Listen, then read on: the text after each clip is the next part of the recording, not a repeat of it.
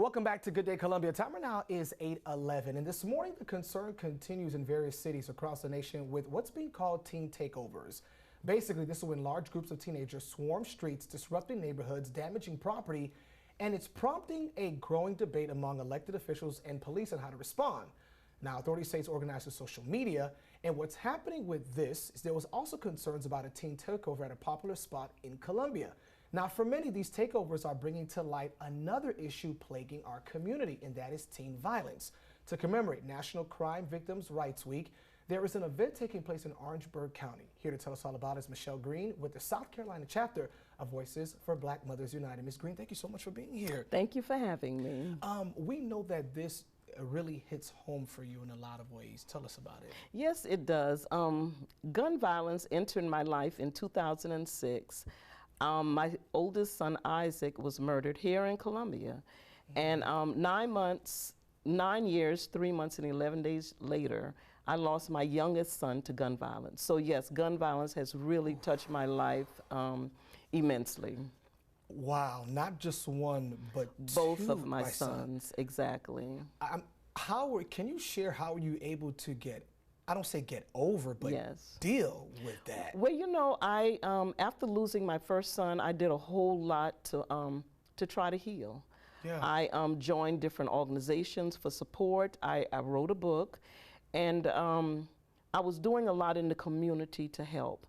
Now, when I lost my youngest son in 2016, I really took a downward spiral. It was really rough at that time. Yeah. But I got connected to the Woodson Center Voices of Black Mothers United.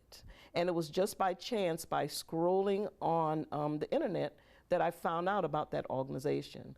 And what it is, we are mothers who use the murder of our children to help our community and to give back to our community.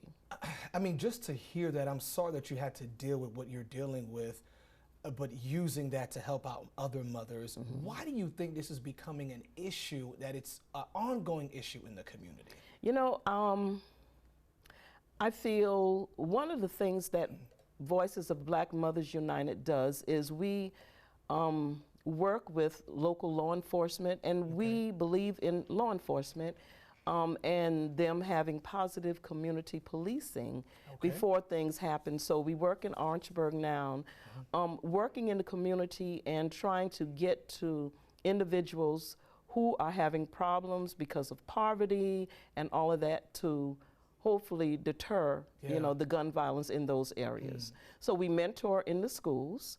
We're looking at it, if we can save one life, then it's all worth it. So we mentor in the schools, and we're working like the event that we're having on Saturday. Yes, so tell us about this 5K walk, and why a walk?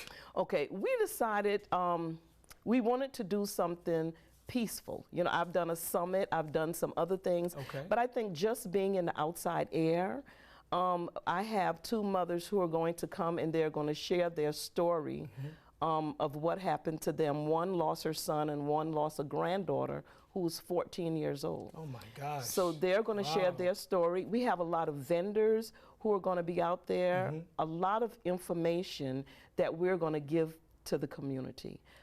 We want them to have this information before they need it. So we have pamphlets that we're going to pass out that individuals can keep with them. And we just want to bring awareness to our community about the services that are available. And a lot of folks in the community need to hear that for real. And so we have that information up for you on your screen. It's taking place this Saturday at the MUSC Walking Trail in Orangeburg, 3000 St. Matthews Road, from 9 a.m. until 1 p.m. It is a 5K walk for peace, reclaiming our youth community walk. Community walk, yes. And we're very excited. And we're calling it Purple for Peace. Purple for Peace. So we're asking everybody to wear a purple top. And we also have a speaker who's going to be out there who's going to pray for all survivors of crime. So we're really excited about it. You know, we have two colleges in Orangeburg, and you know, one, South Carolina State University, has had 3 murders within 5 months.